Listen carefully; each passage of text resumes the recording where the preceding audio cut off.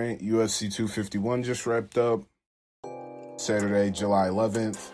It was in Yas Island, Abu Dhabi, UFC Fight Island. We've been looking forward to this one for a little while. And this one, I sort of wanted to take a little break from stuff because obviously, as everyone knows, there's been a lot going on. And I hope everyone is staying safe, but just wanted to take a little break. And this just sort of seemed like one of those cards where there was a lot going on to where I just, starting from Yuri Prochazka for me, Jerry, I'm not sure how you pronounce his first name, but from him being on the undercard, making his debut against Volkan Ozdemir, obviously an interesting character at 205, that had me hooked from there, and then we go on up. So I'm just going to start from the top, and I'm not going to spend too much time. I know you guys aren't trying to listen to someone just rant about this stuff, but I'm just sort of giving my general take on it. I don't know, I guess I'd give it a B+, A-. It was a solid card, honestly. The entire main card, it wasn't necessarily barn burner after barn burner, but if you're in the actual technical fights, and I feel like this was a card where it got a decent amount of buzz leading up to it. Everyone's all in on Masvidal, and obviously that's where we're going to start with the main event.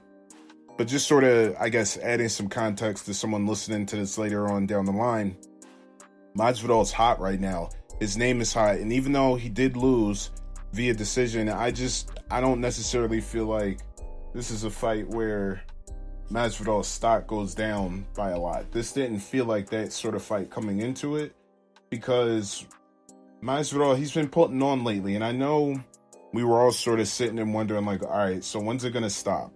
Like, when's this little run that he's on, when is that going to stop? It ended now, but under the circumstances, 6 days, short notice, even though he was able to come in, he did do a lot of talking.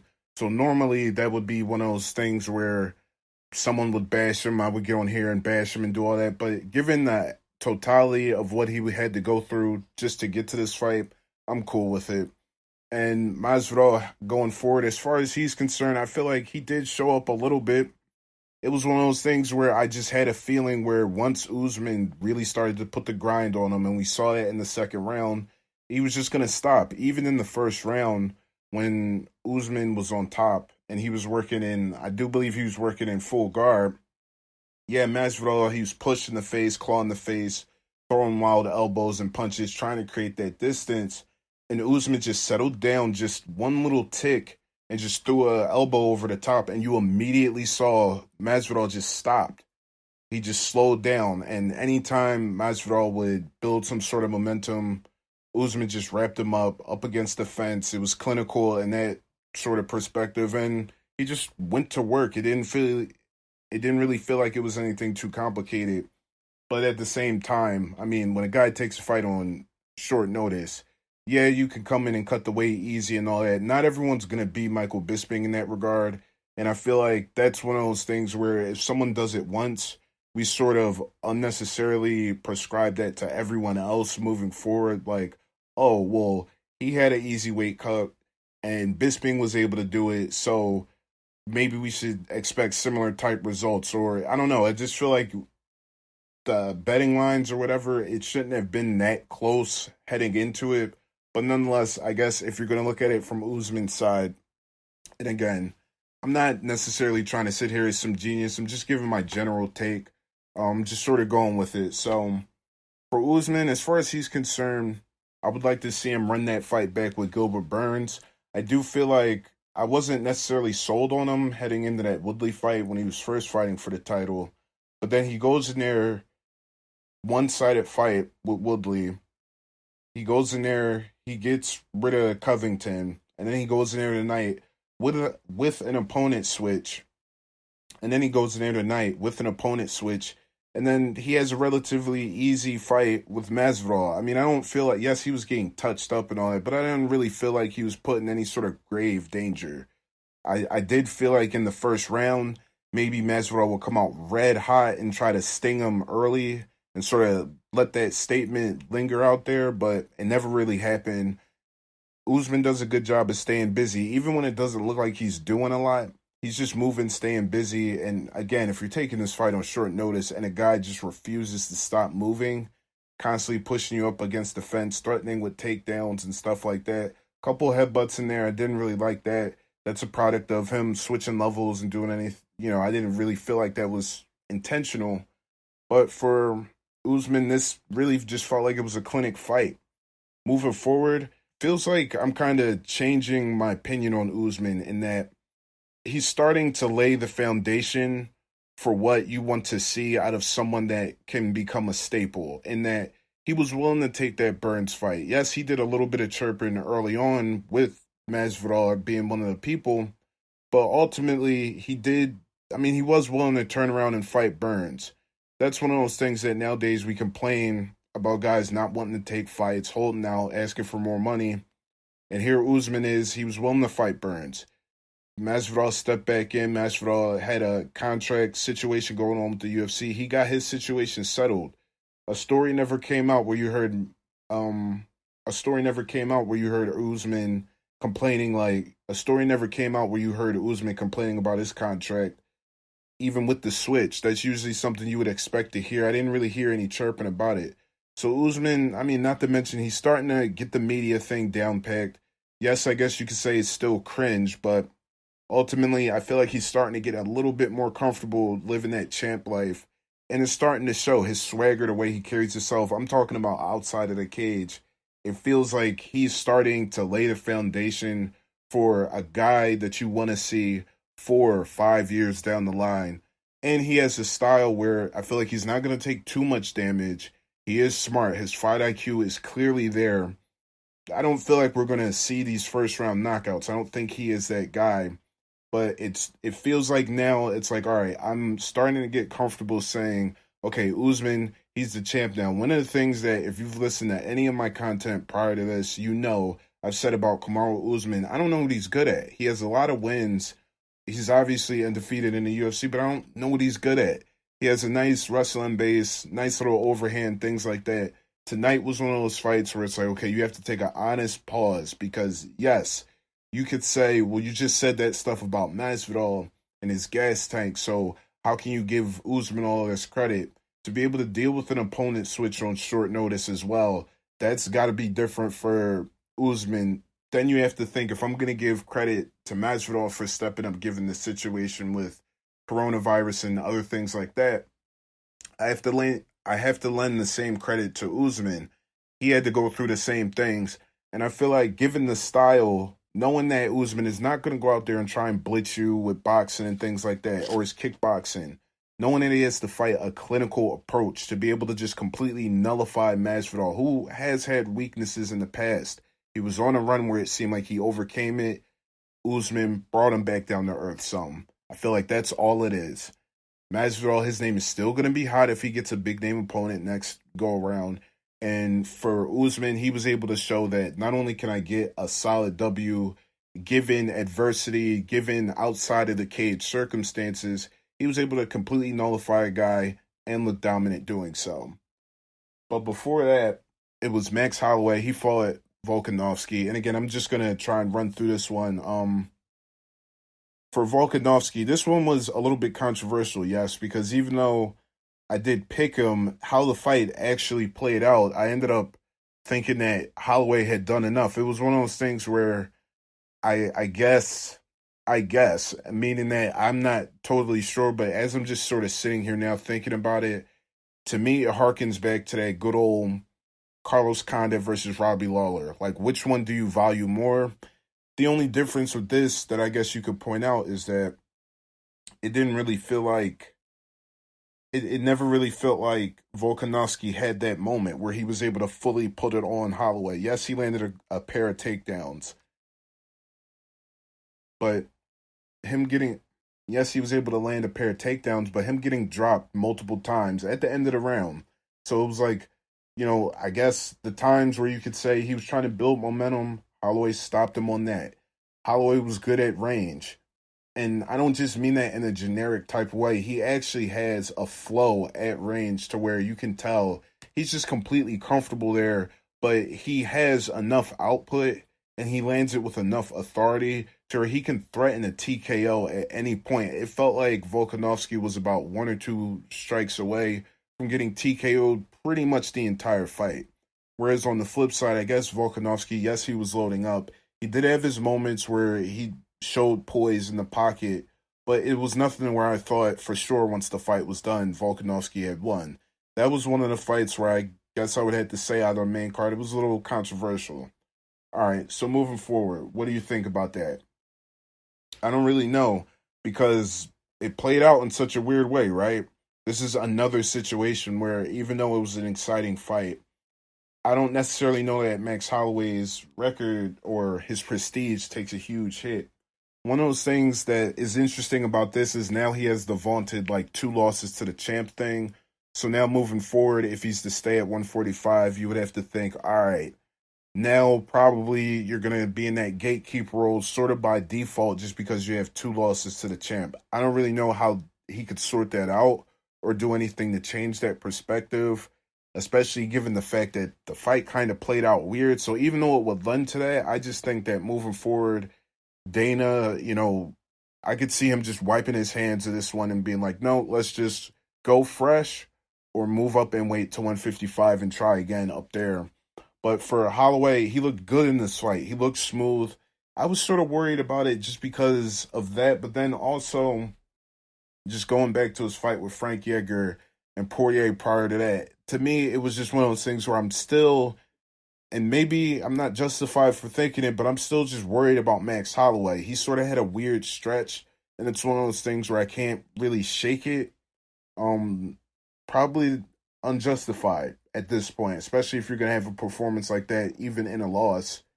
That's just one of those things, but it was nice to see Max Holloway get back in there, and he did look damn good. I mean, it's one of those things where, okay, yes, I did say, yes, he stayed on the outside. He was able to land pretty much at will, but there was a fluidity to it.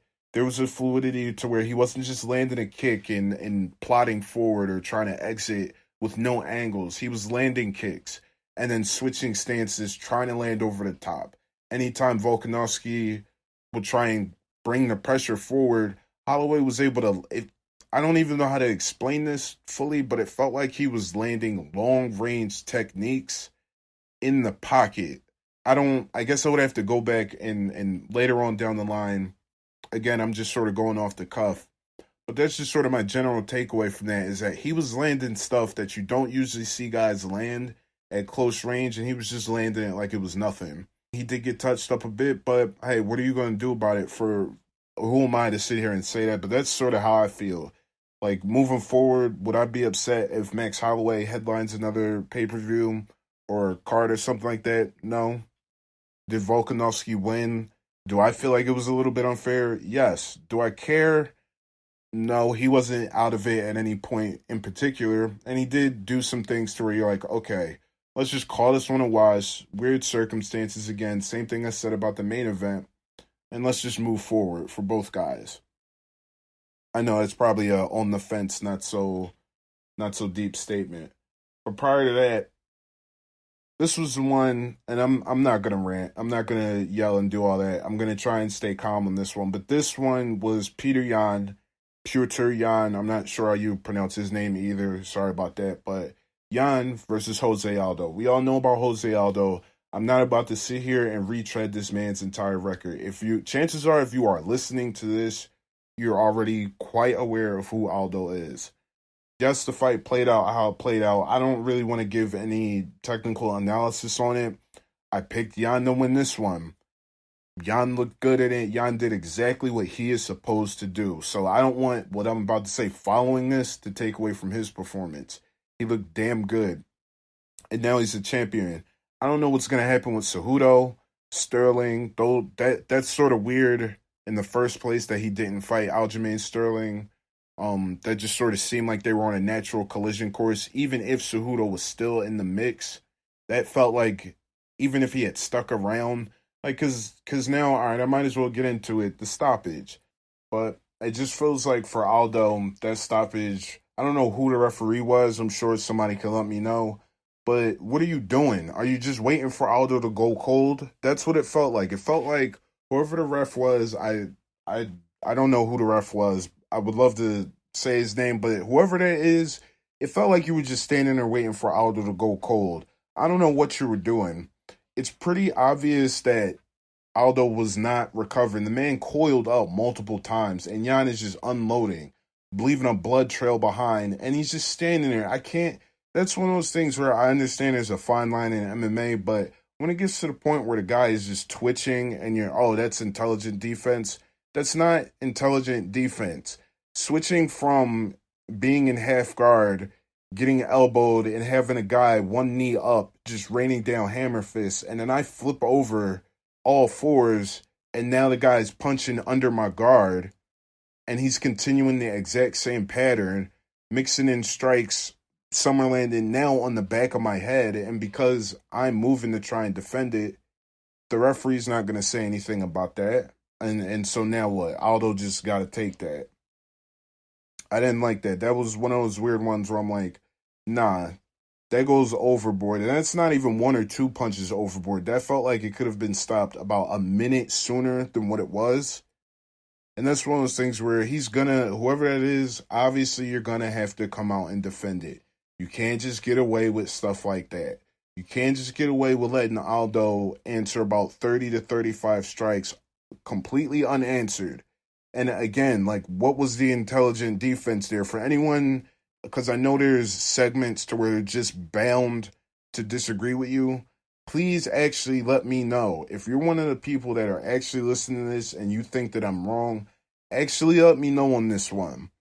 Because this is one of those ones where, come on now, Aldo's probably done. In my mind, he's done. Sure, he'll probably fight once more, a couple more times, but I don't want to see him anymore.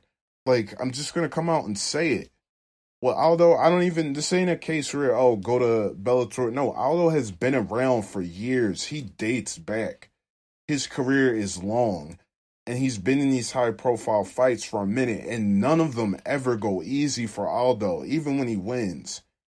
He's too much of a warrior for his own good, and that's one of those ones where I would just say, hopefully you have some businesses set up, hopefully you have some money set on the side, and maybe you need to think about doing something else other than getting punched in the face for a living, because yes, you're, like John Anik said, you're on the right side of 35, and that is true, but come on, man.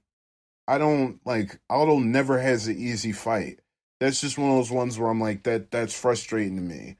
Because you would think for someone with his high level of talent, for all the good things you can say about him, it feels like as he's starting to age even a little bit, it's not starting to matter as much. I'm not buying, like, his next fight, say he takes 6 months off and you come back, I'm not going to want to hear somebody sit down and try to tell me that, oh, Aldo, he's got this black belt in Brazilian Jiu-Jitsu and, his kickboxing and his speed and his power. I don't necessarily want to hear that. I'm sort of over that with Aldo, because even in fights where that is true and the advantage is clear, he still finds a way to get touched up.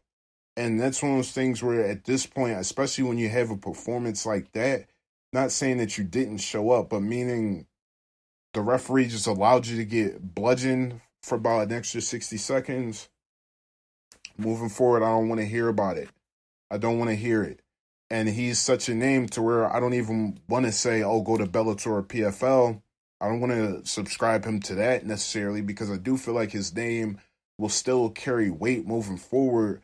But there's no way you can tell me, if you honestly go back, I'm gonna pull it up. So if there's a quick little pause, if you go back and look at his last 3 fights, it was Jan, Marlon Moraes, Alexander Volkanovski, and even if you go back further to that, the last fight where I felt like he didn't necessarily take any type of damage was, the Moicano fight, the Renato Canero fight.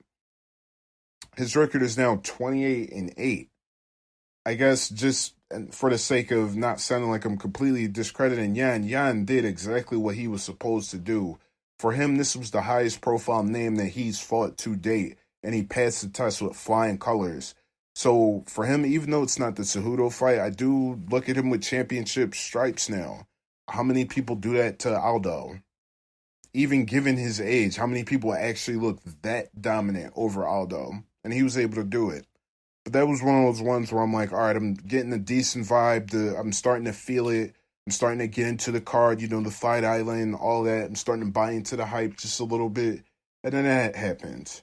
And it really didn't need to.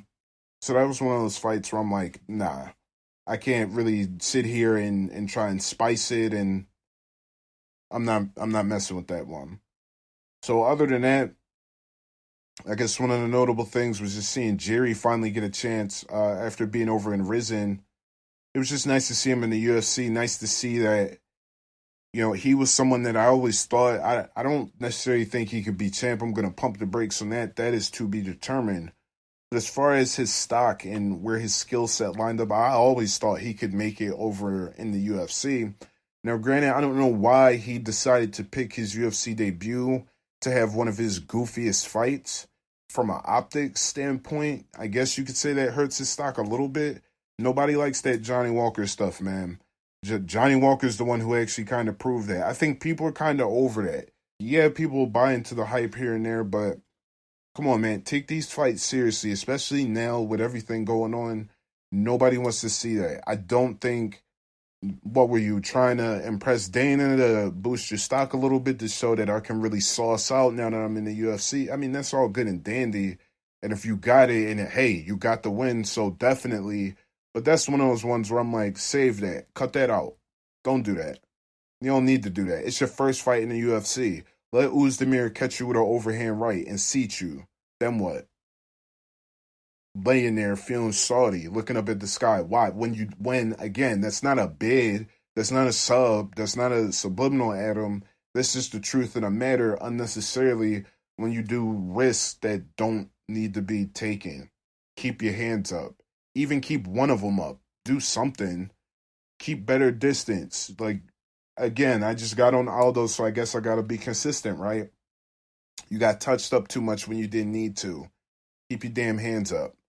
But again, you got the win. You did it your way. So at the end of the day, who am I? I don't want to go up and down this whole thing. And like I said, I guess that's my general take on it. It was a solid card. I feel like Usman, due to the buzz and the build up to it, and again, ESPN is a platform, and I guess at a later date, we can have that conversation about what the heck this has been like, the actual transition from Fox to ESPN, because there are some production differences, promotional hype, build up, and I feel like Usman, this is one of those ones where he cashed out a little bit more than I thought he would have originally. This is one of those ones where I would have to say, if you picked out whose stock sort of rose the most, I would feel like, quote unquote, in cage, like who had the most dominant in cage performance at the highest stakes. I feel like that's Petr Yan. Being able to dominate Jose Aldo like that, given my grievances about the finish, being able to do that to Aldo, I gotta give you kudos for that. But if you were to ask me whose stock rises the most, outside of the cage, I'm gonna go with Kamaru Usman, because I feel like this fight actually did have a decent amount of buzz leading up to it. ESPN was all in on the promo leading up to it. Dana White was all over the place doing interviews. All the sound bites from Masvidal were out there. Whereas I feel like Usman, yes, he chirped a little bit here and there, but he was relatively quiet. And even if it wasn't Masvidal, the fact that he was willing to turn around, especially in this era where guys usually don't, he gained a couple points just off of that. And then to actually stick with it with the opponent switch, wasn't a lot of crying in the build-up. It was relatively clean. And it felt like it was a clean victory, although from Masvidal, even though it was a clean loss for him, I don't feel like his stock takes too much of a hit. So I guess that's pretty much it for this one. Let me know what you guys think. Agree, disagree. That went down Saturday, July 11th, 2020. Yas Island, Fight Island, Abu Dhabi.